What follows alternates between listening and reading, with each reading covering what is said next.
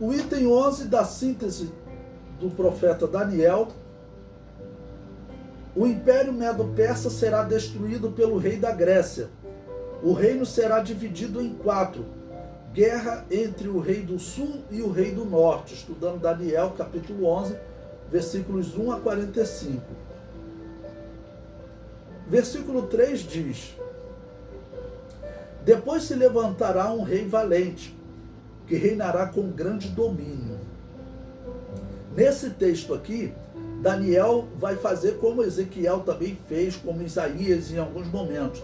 Ele vai falar de um rei, como Isaías falou do rei da Babilônia, como Daniel falou do rei de Tiro, quer dizer, reis que eles se sentiam divinos, e eles foram comparados claramente a Satanás, porque Satanás teve também esse sentimento. Isaías capítulo 14 é muito claro, todos concordam que ele está falando de Satanás. Então ele fala de um homem, de um rei terrestre, e compara ele a Satanás por causa do sentimento. E aqui vai acontecer o mesmo. Daniel fala, pelo que nós vemos do cumprimento profético, é muito interessante essa profecia. Por quê? Porque Isaías, veja, ele viu um rei da Babilônia e comparou ele a Satanás. Ezequiel viu um rei de Tiro e comparou ele a Satanás. Daniel, ele vai fazer diferente. Ele vê um rei que ainda não tinha nem nascido, que iria reinar cerca de 200 anos depois dele. Deus lhe revela o futuro, ele fala desse rei futuro e compara esse rei a Satanás. Então é uma revelação tão incrível que até os teólogos ditos cristãos desacreditam nessa profecia.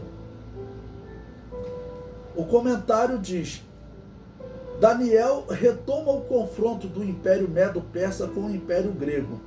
Esse rei valente é o imperador Alexandre Magno, e ele vai servir para simbolizar o anticristo.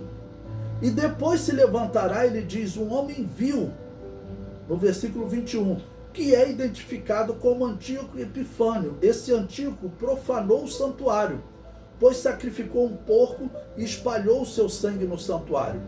Mas essa profecia é futura também. Por quê? Porque Daniel, no capítulo 9, ele falou desse mesmo homem, que ele irá interromper o sacrifício e a oferta de manjares. E Jesus disse que esse homem, essa abominação desoladora, ela ainda virá sobre o mundo.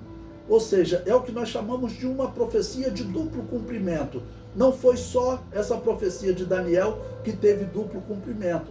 Em Atos dos Apóstolos, o apóstolo Pedro, no seu sermão, ele fala que naqueles dias estava se cumprindo a profecia de Joel, quando seriam dados sonhos e visões aos homens. Mas o próprio apóstolo Pedro fala de sinais no sol e na lua que não se cumpriram naquele dia. Ou seja, isso é uma profecia de duplo cumprimento. Ela teve um cumprimento parcial ali nos dias do apóstolo Pedro, mas ela também se cumprirá durante a grande tribulação. Durante a grande tribulação, os israelitas terão sonhos e visões, e também haverá sinais no sol e na lua.